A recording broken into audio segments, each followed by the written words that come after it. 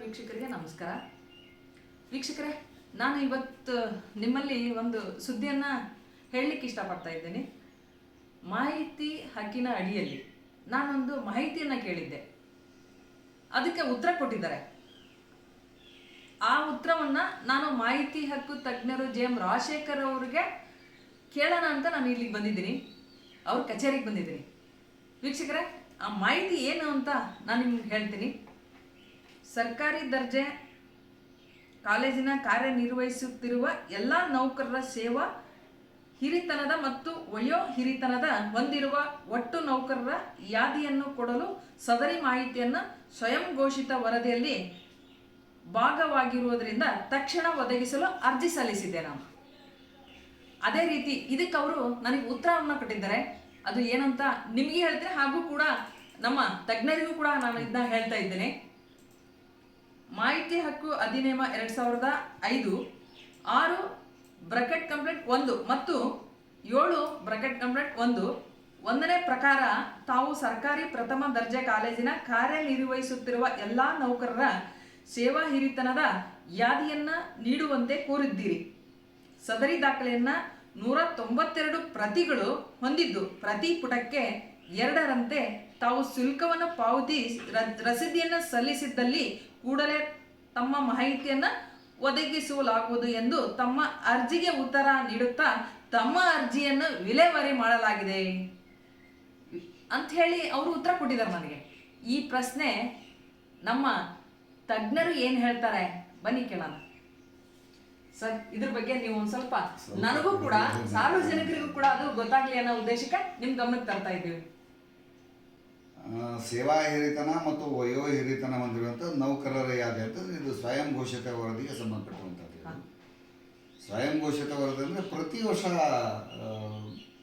ಪರಿಷ್ಕಾರ ಮಾಡಿ ಅದನ್ನು ಸಾರ್ವಜನಿಕರಿಗೆ ಉಚಿತವಾಗಿ ಕೊಡಬೇಕು ಅಂತ ಇದೆ. ಎರಡನೇದಾಗಿ ಇವರು 192 ಪುಟಗಳು ಇದೆ ನಮ್ಮದು ಅಂತ ಹೇಳ್ತಾರೆ. ಅದಕ್ಕೆ 2 ಪುಟ 2 ರೂಪಾಯಿ ಅಂತ ಕೇಳ್ತಿದ್ದಾರೆ.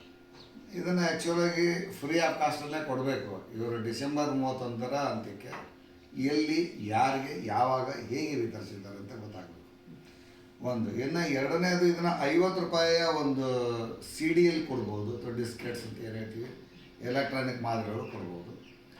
ಇಮೇಲ್ನಲ್ಲಂತೂ ಈ ಉದಾಹರಣೆ ನೀವು ಒಬ್ಬ ಆ್ಯಸ್ ಎನ್ ಅಪ್ಲಿಕೆಂಟ್ ನೀವು ಇದನ್ನು ಇಮೇಲ್ ಮೂಲಕ ಕೂಡ ಉಚಿತವಾಗಿ ಪಡೆಯೋದಕ್ಕೆ ನಿಮಗೆ ಅವಕಾಶ ಇದೆ. ಯಾಕಂದರೆ ಅವ್ರು ಗಣಕೀಕರಣ ಮಾಡಿಡಬೇಕು 4(1)B 14 ಪ್ರಕಾರ ಅಂತ ಇದೆ. ಸೊ ಹೀಗಿರುವಾಗ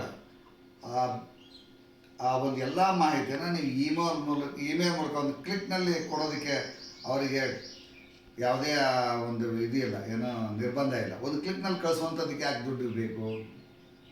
ಸರ್ಕಾರದ ಮೂಲ ಉದ್ದೇಶ ಇರೋದು ಮಾಹಿತಿ ನಾಗರಿಕರಿಗೆ ಕೊಡೋದ್ರಿಂದ ಸರ್ಕಾರದ ಯೋಜನೆಯಲ್ಲಿ ಸಕ್ರಿಯವಾಗಿ ಭಾಗವಹಿಸಬೇಕು ಅನ್ನೋಂಥದ್ದು.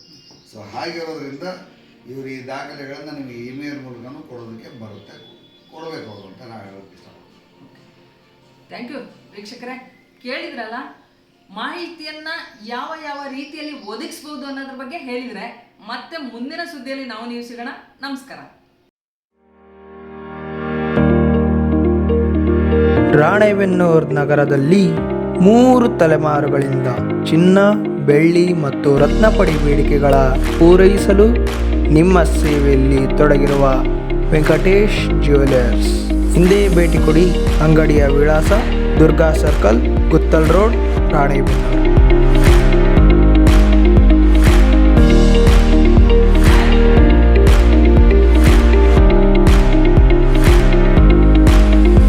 ಸರಳತೆ, ಗುಣಮಟ್ಟ ಮತ್ತು ವಿನ್ಯಾಸದೊಂದಿಗೆ ನಿಮ್ಮನ್ನು ಆಕರ್ಷಿಸುವ ಸರಳ ಗುರಿಯೊಂದಿಗೆ ನಾವು ನಮ್ಮ ಆಭರಣ ಸಂಗ್ರಹವನ್ನು ಉದ್ದೇಶಿಸಿದ್ದೇವೆ.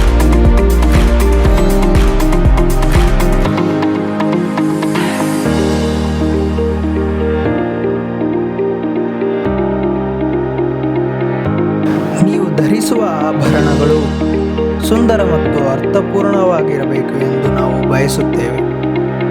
ಇನ್ನು ಏತಕ್ಕಾಗಿ ಕಾಯುತ್ತೀವಿ? ಹಿಂದೆ ಭೇಟಿ ಕೊಡಿ. Venkatesh jewellers, Durga circle, Guttal road, Ranebennur.